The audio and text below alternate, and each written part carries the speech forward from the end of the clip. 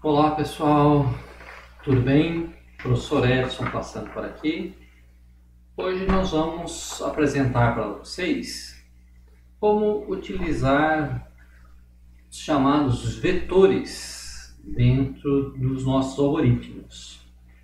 Na linguagem de programação, esses vetores também são chamados de array, mas isso quando estivermos utilizando uma linguagem de programação. Aqui em nossos algoritmos, utilizando o Visual G, nós vamos aprender então a trabalhar com o vetor unidimensional, ou seja, vetor de apenas uma dimensão. Vetores nada mais são do que variáveis, mas é uma variável um pouco diferente daquela que estamos acostumados a utilizar em nossos algoritmos. Como que funciona então os vetores unidimensionais? Temos aqui um exemplo na tela, vamos explicar como que eu declaro os vetores, como que eu faço para armazenar, inserir dados dentro desses vetores e como depois exibir esses dados armazenados. Mas antes um pouquinho, vamos entender o objetivo, para que utilizamos esses vetores, onde nós temos a possibilidade de declarar um vetor, por exemplo, um vetor chamado nomes, e dentro desse vetor chamado nomes nós podemos armazenar vários nomes diferentes, ou como no exemplo aqui na linha 6, vocês observarem, nós declaramos um vetor chamado número. E esse vetor chamado número, ele vai conseguir armazenar dentro de um mesmo nome de vetor chamado número, 5 elementos dentro desse vetor. E esses elementos dentro do vetor, eles são associados, eles têm um vínculo, vamos dizer assim, um link relacionado a cada elemento. Cada elemento desse vetor, ele fica associado a seu índice.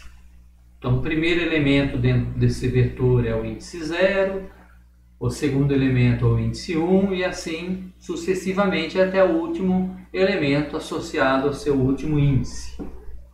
Nós podemos declarar os vetores do tipo inteiro, real, caractere, assim como nós vimos nas declarações de variáveis, mas com essa vantagem, Então, por exemplo, eu preciso armazenar vários números diferentes.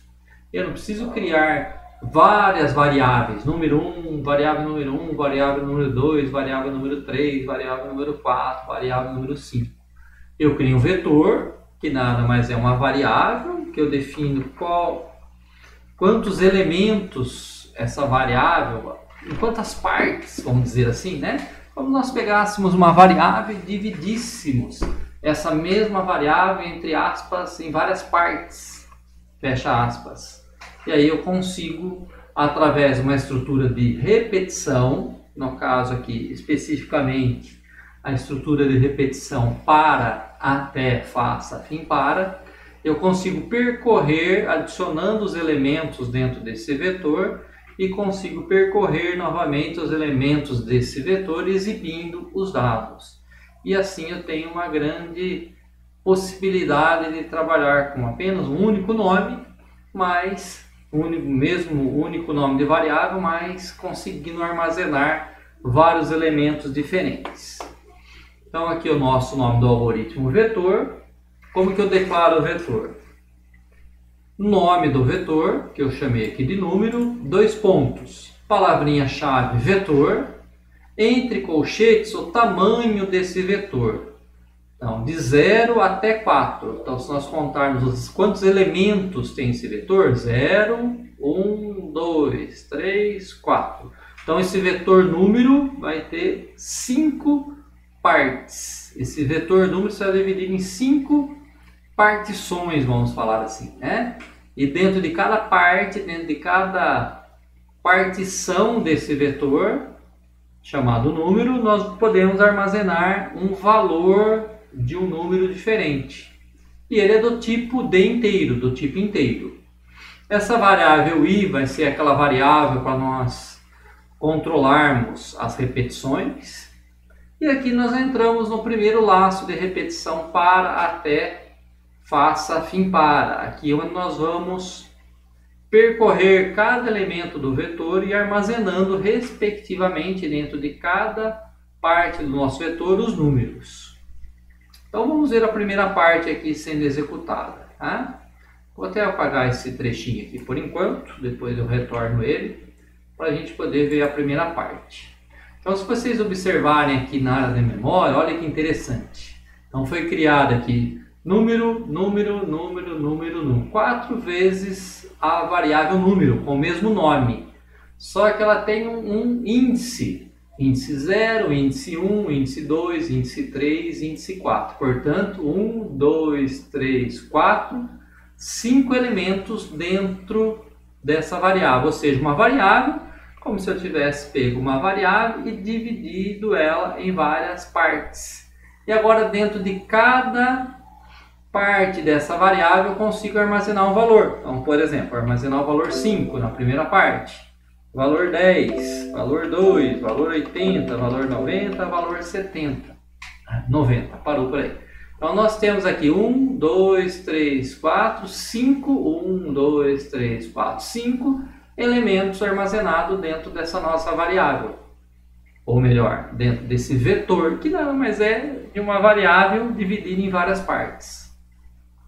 Então, através da estrutura de repetição, eu consigo fazer isso.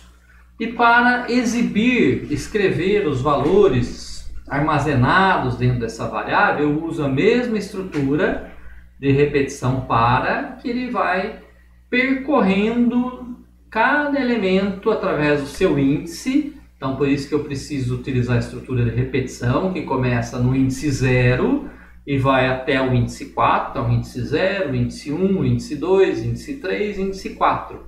E assim ele vai percorrendo os índices. Vamos ver a execução novamente? Então vou digitar outros números aqui aleatoriamente, 5, 4, 8, 10 e 70. Então aqui nós preenchemos os elementos desse vetor número, pode ver que ele pediu para mim entrar com 5 elementos, e automaticamente, após eu entrar com o último elemento, ele foi exibindo o conteúdo de cada elemento através do seu índice. Índice 0, o que eu tenho lá no índice 0? Valor 5. Depois ele incrementa para 1. O que eu tenho no índice 1? Valor 4. Incrementa para 2. O que eu tenho no elemento 2 dentro desse vetor número? O valor 8. E assim, sucessivamente, ele vai nessa estrutura de repetição e consegue armazenar e exibir os elementos de um vetor. Nós temos também outros tipos de vetores, né? São as chamadas as matrizes, que são as matrizes bidimensionais ou até matrizes tridimensionais.